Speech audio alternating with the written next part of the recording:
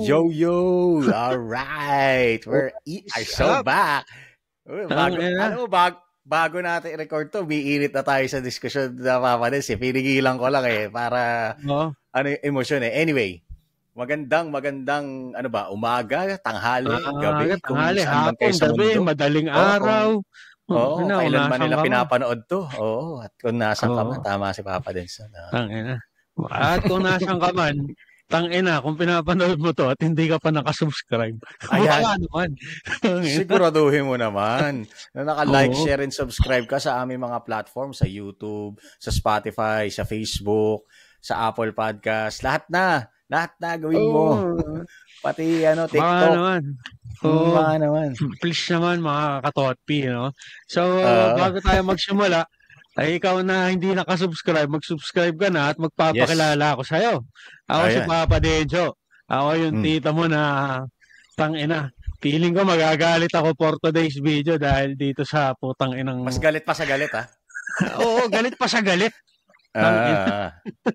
Kapal na mukha nito, mukhang anyway, si Boss Lots nga pala, mga katotpi. Ang tito niyong medyo galit lang pero hindi ko alam, ha? Mukhang nagagalit. Simula pa lang nagagalit na Pero ito nga pala yung pag-uusapan namin. Kita nyo naman sa aming thumbnail siguro, sa title, no? Na yun ang pag-uusapan namin. Medyo mainit-init na kami, pero bago ang lahat, syempre, alam mo na. Intro muna tayo. Let's go. Intro muna, yes sir. Let's go. It complicates things more.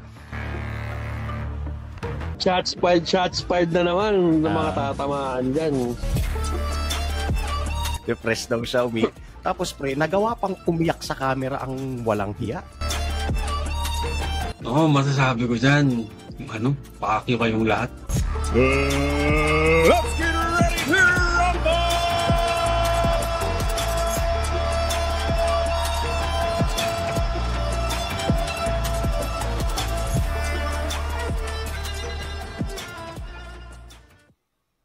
Powered by Riverside FM. Yung kaya medyo nagliwanag ang buhay. Medyo nabulag ako. Kala ko na flashbang ako Tangina, nakalimutan ko magbukas ang ilaw, sir. Na-flashbang ako, sir. Eto na. Ito ang ilaw. Tangina. Ilaw ng tahanan. So yun, ito na yung topic natin for today. Tangina, yung nag-post na pre. Ang kanyang sinabi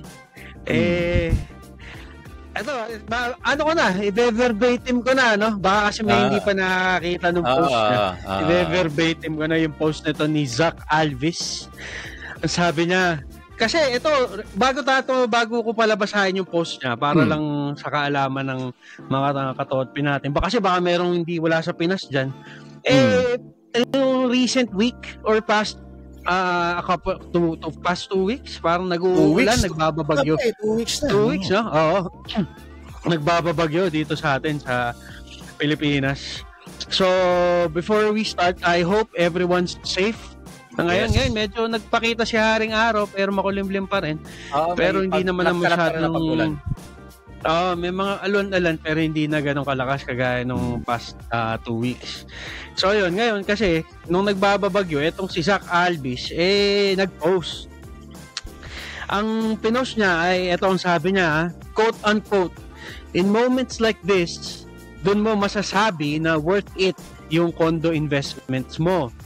Ang daming binabaha, may tulo sa kisame, lumilipad yung bubong.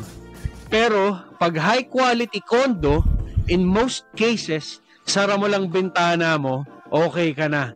Resume Netflix na ulit." So, yun ang sabi nito ni Zach Alvis na ewan ko. Parang, pre? Mukhang binagyo din yung pag-uutak na itong gagong putang. Gago. Hindi, ito lang ha. Ikaw, ito lang pre ha. Birit mo na yan. Tawag dito, hindi. Bago ko birit, pre. Shoutout nga pala sa mga kapwa natin Pilipino na hindi afford na mag-condominium. at nananatili na nag-hold on sa kanilang mga properties despite medyo mabaha, no? Kasi pinag-irapan nyo yan, investment nyo yan, shoutout sa inyo na hindi kayo nag-give up, na continuously lumalabang kayo ng patas, no? Na hindi nyo afford yung condo, no? So, shoutout sa inyo. At putang ina mo, Zach Alvis, check your fucking privilege. At the same time, tang inanasan ka ba para sabihin mo yan? Diba? Oo, Pinoy ka, pero nasan ka ba? Nasa Australia ka, diba?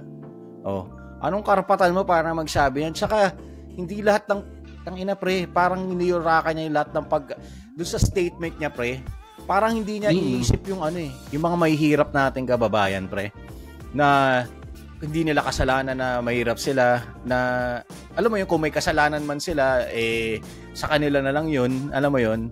Pero yung mga nagsisikap na buhay sa isang mahirap na sitwasyon, sino ka para sabihan sila na magkondo sila, di ba? Pucha, grabe naman yun. Napaka-asshole statement. Nagpapasikat? May isa ka na naman sa mga nagpapasikat. Di ba? Anong gusto mong palabasin? Na dapat lahat magkondo? Ganon? Para lang yung ipinaglalaban mo? Gago ka. Gago medyo ka. Kasi, yung naging post niya, hindi ko alam pero siguro, siguro fineflex siya na nasa kondo siya. Tapos fineflex siya na hindi ako binabaha. Fineflex din niya kasi siguro para sa kanya, yung kanyang achievement sa buhay, nakalalamang na siya. Kasi parang ganun yung dating Alam mo yun, kahit siguro benefit of the doubt, pare, doon kay putang ng Zach Alvis.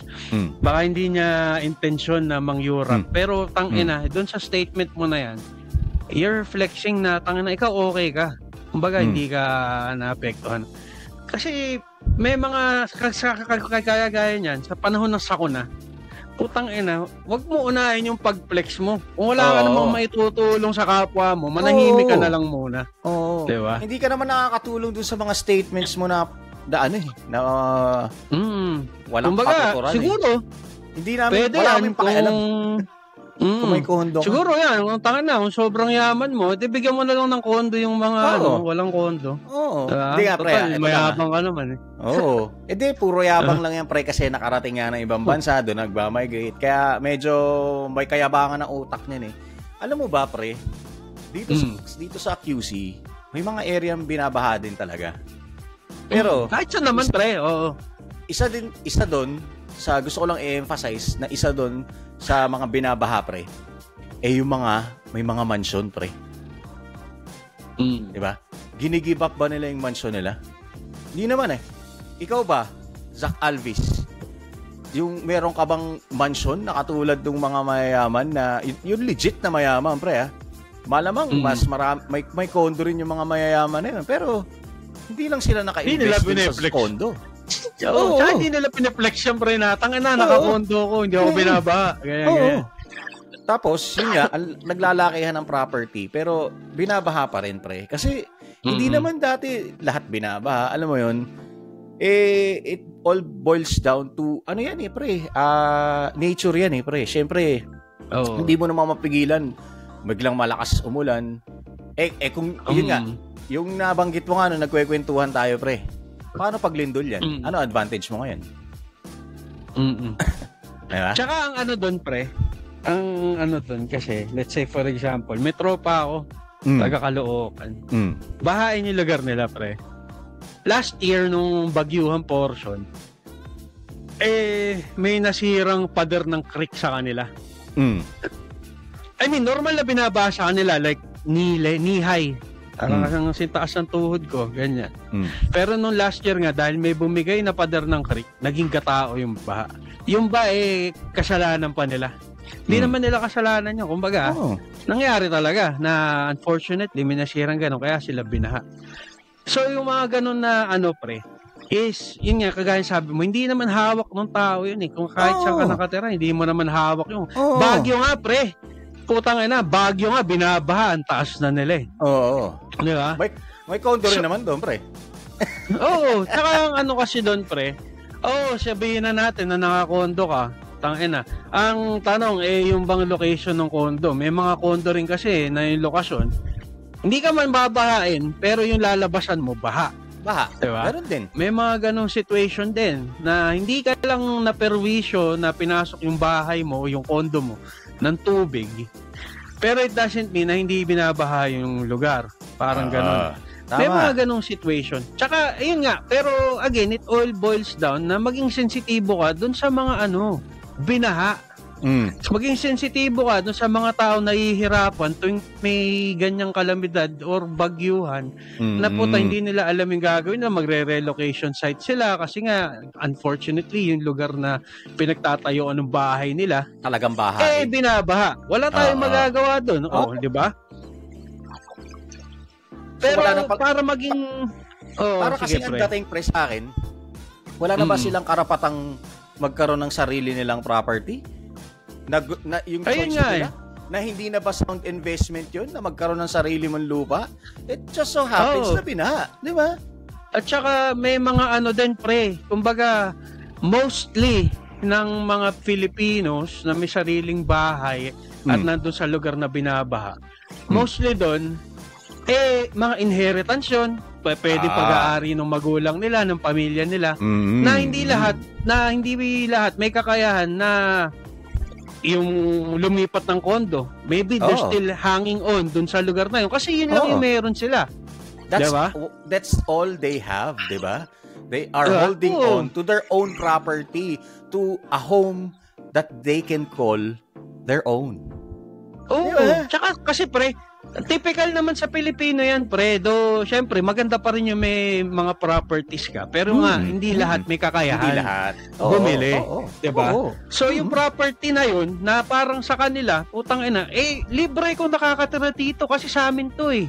Bakit ako magkokondo na putang ina, babayaran ko yan monthly kung hindi naman pasok sa budget or sa sahod or sa kinikita ko?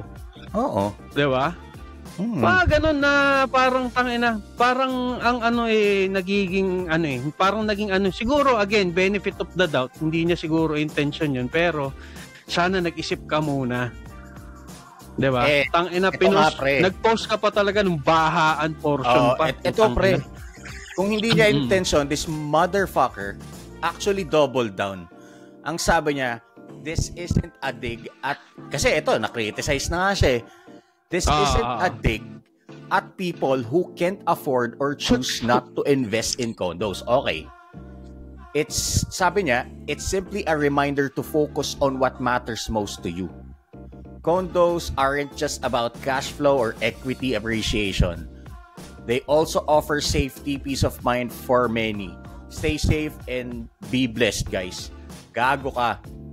Ang in-address mo lang, pre, yung mga nagsabing yung after ilang yung condo, magde-depreciate yung value. Yun yung sinagot mo.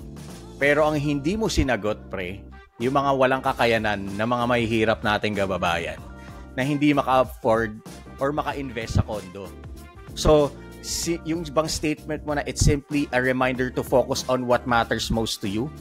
So, ibig sabihin, we'll throw away every property na binabaha kasi that doesn't matter to them. Of course, it matters to them. Property nila yun eh. Pinaghirapan nila o minana pa nila or in-invest pa ng pagkanununuan nila. They are holding on to it because they don't have any option. Naintindihan mo ba yon, Zach Alvis? They don't have the luxury to buy a motherfucking condo. It doesn't matter if it's of high value or a big fucking condo. Tanga ka. Wala kang utak kasi nakarating ka lang ng Australia, feeling mo privilege ka na. Bobo ka. Bobo ka. Alam mo yun, pre, yung tipong nakaangat-angat sa hirap. Hindi ewan ko, hindi ko alam kung talagang mayaman ba yung si Zach Alvis na yan. Hindi natin alam eh. Baka naka-tisod lang, pre. Piso kaya, 1 milyon ang... 1 milyon ang tama. Tama. Pero again, tangina, wala kaming pakialam. Sana ikaw, naging wala ka na lang ding pakialam. Hindi ka na nag-post kasi kabubuhan yung post mo eh.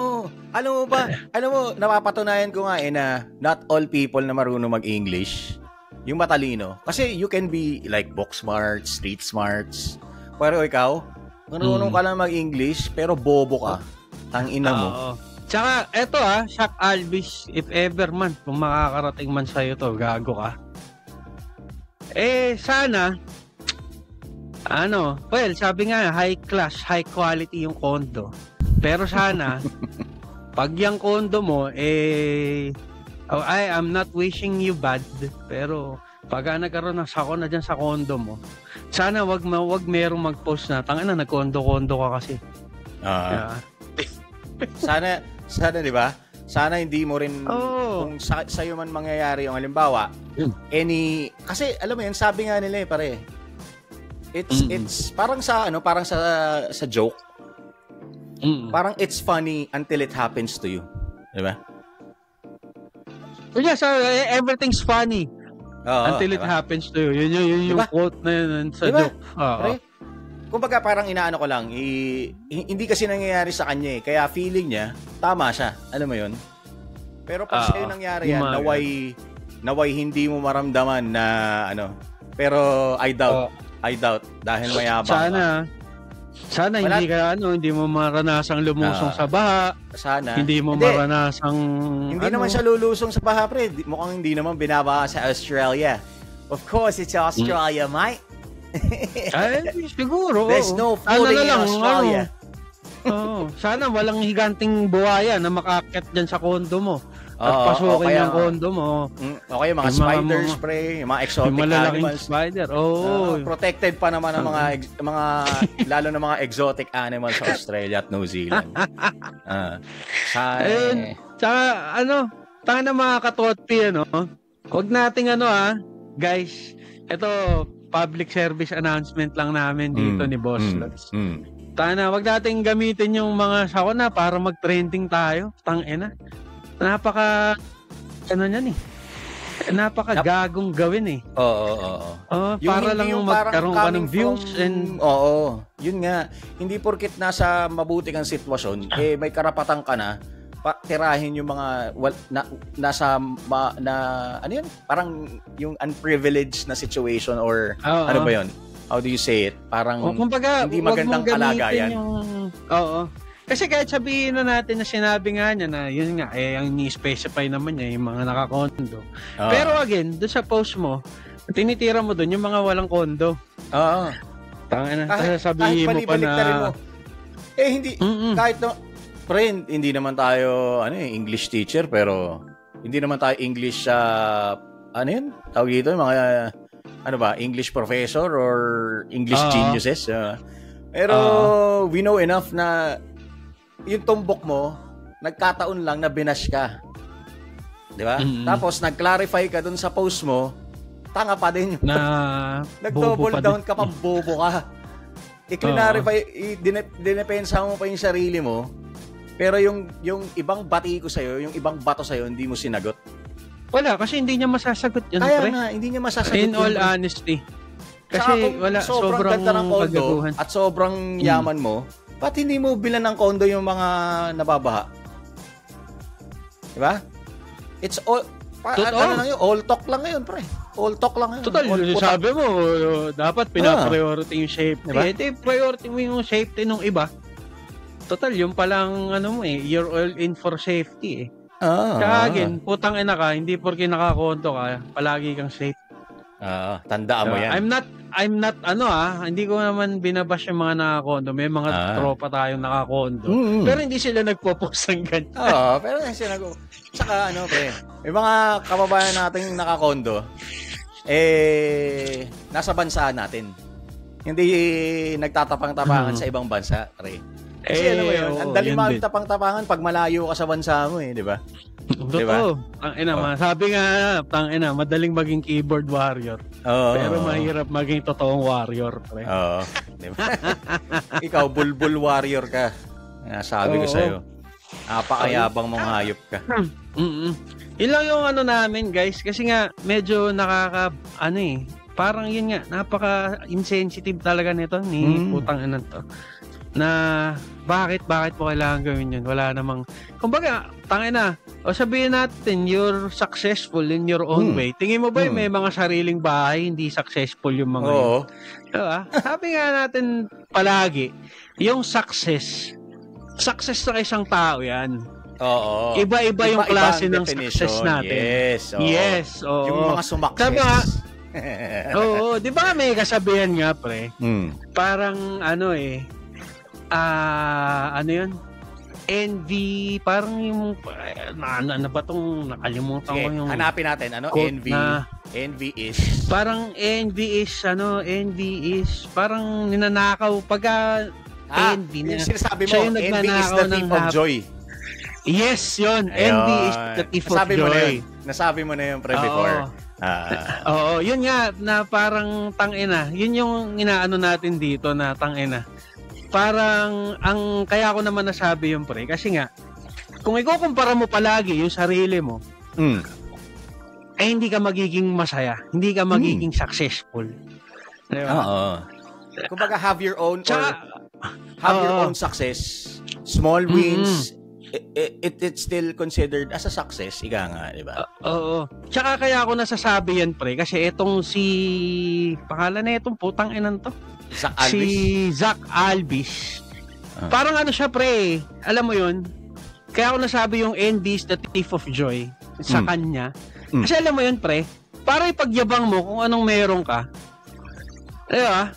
Parang gusto mong i-flex gusto mong mainggit, gusto mong ipagyabang kung anong meron ka at ikaw komportable kang Netflix yan sa condo. Parang tapos ano mo doon sa mga tao. Parang it doesn't matter sa kanya. 'Di ba? It doesn't matter sa kanya kung may masaktan siyang tao as long as magka-garner siya ng viewers or siguro nangongolekta siya ng hate kahit ang bobo ng statement niya, 'di ba? Parang ganun, pre. Kasi again, nasa human nature yan na ang tao sadyang may pagkaganid. Diba? Ngayon, kung makikita yun ng tao na binaha, may iinggit sa'yo. Tapos ngayon, kumbaga, imbis na maging, alam mo yun, imbis na that person may find joy in whatever situation he has or he is in, or that person, you know, kung tayo mga gender, he or she, ganyan. Maaaring, alam mo yun, sorry, pero, maaaring pre, kumbaga maging mitya pa yung pagpe-flex mo na baka gumawa siya ng masama or baka malungkot siya na hindi naman dapat. Alam mo yun? Parang ano yan Kasi parang sabi nila, di ba, pre? Dapat maging socially responsible din tayo sa mga sinasabi rin natin. Lalong-lalo na sa age ngayon ng internet. Lahat nakatutok Lahat nakikita yung sinasabi mo, di ba? Maging responsible ka din, pre. Hindi lang yung puro yabang. Parang, siguro kung sinabi niya, pre, na parang it's good to invest in condos din if you have the means. Kasi for baha, it's safe. Pero shout out to our hardworking Filipinos that are still, despite yung weather and despite the baha, parang ganon. Stay safe, stay dry, ganon dapat, pre. At nasabi niya yung gusto nang sabihin about condominiums and at the same time, naging sensitive siya sa ibang feeling ng ibang tao, di ba? Alam mo pre, feeling ko ganyan yung gusto niyang iparating It's just that marunong lang siyang alam mo yun, it's just that na parang mali yung naging statement niya, mali yung naging siguro akala niya positive ang reaction ng mga tao. Oo. May positive ba nag-react sa kanya? Parang wala naman yata Wala na, nabash nga siya. Pero ayun nga. Tama yung sabi ni Boss Lots, mga kapatid, mga kaibigan, mga katotpi, na sana ganun yung ginawa niya. Kasi feeling ko talaga, pre, again, I'm not purely, I'm not pro dito kay Zach Albis, pero may kumbaga binibigyan ko siya ng benefit of the doubt kahit nakakaputang ina siya. Siguro ganun yung gusto niya parating. It's just that tanga siyang mag-post. Tanga siyang gumawa ng statement. Bobo siya in short. Diba? Marunong lang siya mag-English, pre. No, siguro nakarating ka lang dyan sa Australia dahil siguro in your chosen profession, magaling ka. Pero yung pagpa-public post ng ganyan, hindi ka magaling, bobo ka. Kaya stay on your lane. Huwag ka na magpo-post ng ganyan, tanga-tanga ang punta. Dunong-dunungan alam mo yun. Tsaka hindi pre, kung intention niya talaga, dapat inuna niya yung sensitivity, katulad niyan.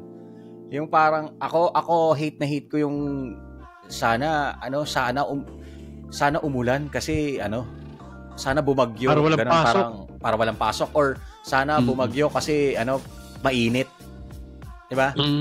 Siguro kung iisipin mo 'yun, sarilinin mo na lang. Wag mo nang i-share sa iba.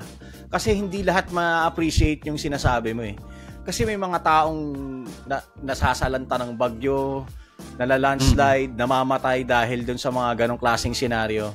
Hindi na yung para i-post mo. Sarilinin mo na lang. Alam mo kung sa tingin mo hindi tama, siguro nga hindi yan tama. Oo. Kung may doubt ka na, umpisa pa lang, wag mo nang ituloy. Wag na. Tsaka, eto pre, baka sabihin nila ng mga katotpi natin, nagiging sensitibo tayo sa mga ganyan. Dapat lang naman, putang ina. Oo naman. Ito kasi, sensitibong topic to na putang ina. Oo. Pre. Kumbaga, pwedeng make or break to sa isang tao. Pwedeng, alam mo yun, yung livelihood nila, maisasakripisyo. Pwedeng, alam mo yun, ang hirap. Unang-unang hirap ng yung bahay mo, nilubog. Wala kang titiran. Siguro, eto, sa pagkakataong to, pwede tayong maging sensitive. Di ba? Sa mga pinopost natin. Kasi ang tinatawag nilang bayanihan, hindi lang dahil binubuhat mo yung di ba yung mga unang panahon, di ba? Yung form, yung binubuhat yung bahay kubo. Para mailipat yung mga kapitbahay mo, o kailangan ko lumipat sa ganyan. Binubuhat yung bahay. This actually is a form of a bayanihan as well. Yung nakikisama ka sa mga taong walang kakayahan na bumili ng kondo o mga nasasalantang mga tao. Hindi ka man directly tumutulong sa kanila by shutting your fucking mouth at hindi na sila saktan further. Malaking bagay na yun. Isang pagbabayanihan na yun. Gago ka. Nainis na talaga ako dito sa Sak Alvis na to. Tay ina de. Oo. Pero yun nga, Sak Alvis next time. Putang ina mo. Ayusin mo yung buhay mo. Be better. Siguro maayos yung pamumuhay mo. Oo, given na. Dahil nga kasi naka-condo ka na high quality, high shit. Pero siguro ang dapat mo namang i-improve ngayon yung pag-iisip mo. Tangina. Bawasan mo yung kabobohan mo. Tangina nga nababad trip mo si Boss Lot, minsan lang mabad trip yang si Boss na trigger mong hayop. Alam mo kasi pre, naawa kasi ako dun sa mga nakikita ko sa internet na mga nalulunod, natatabunan sa landslide na hindi naman nila choice yun pre. Hindi naman nila. Ikaw ba pre, gusto mo pre pag umuulan malulunod ka? Gusto mo ba yun? Wala namang may gusto nun pre. Walang may gusto nun. So dapat maging sensitibo tayo, di ba? Sige Papa Lens. Ay, umiinom ka pala.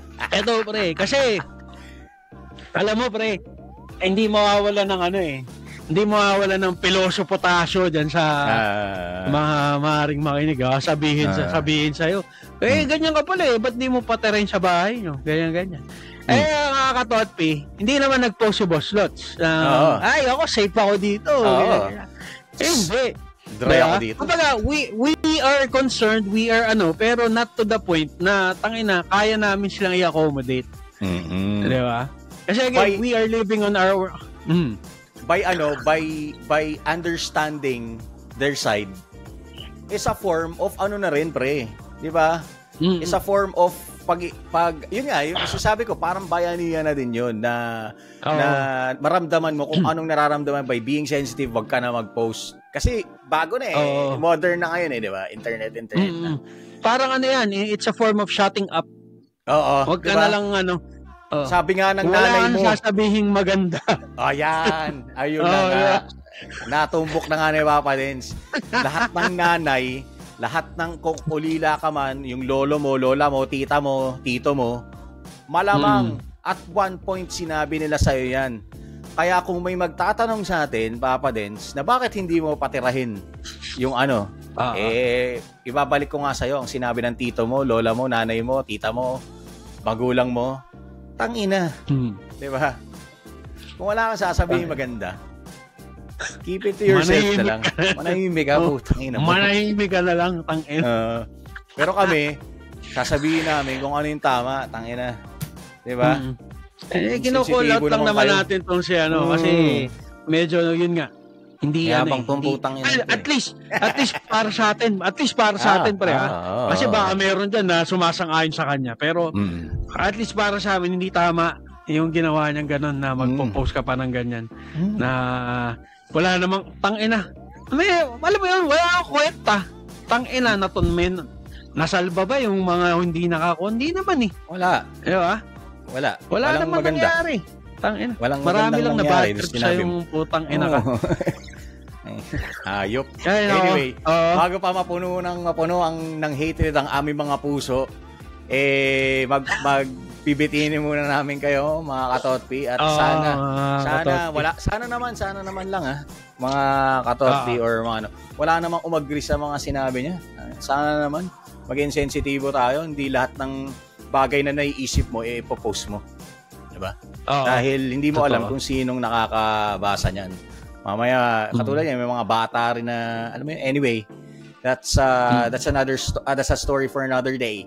Maraming salamat po. Kung ina-enjoy nyo po ito, again, iniimbitahan po namin kayo na mag-like, share, and subscribe sa aming mga platforms, YouTube, Spotify, Apple Podcast, Facebook, ano pa ba? Yung mga clips natin sa TikTok, ano? Clip sa TikTok. Yes, sir. So again, nga pala, bahala ko pa din sa Facebook mag-ano na rin ako, mag-post tayo ng mga clips. Sana naman gawa na yung clip generator ng Riverside, yes. Baka naman. So again, kami nga pala ang inyong The Opinionated Titos sa podcast. At kami ang inyong lingkod. Ako si Papa Denso, yung tito mo na mas galit pa sa mga bashers ni Sak Albis na deputang bobo. At totoo naman po, ang inyong boss lots, ang tito nyo medyo galit lang. Pero today, medyo nakaka-level ko na nagalit si Papa Denso. Hanggang sa muli po, maraming salamat. Shoutout nga pala sa mga new subscribers namin. Again, thank you very much. At hanggang sa muli, paalam. Alright. Bye, guys. The Opinionated Titos podcast is proudly sponsored by Riverside FM. Follow us on our official Facebook page, The Opinionated Titos Podcast.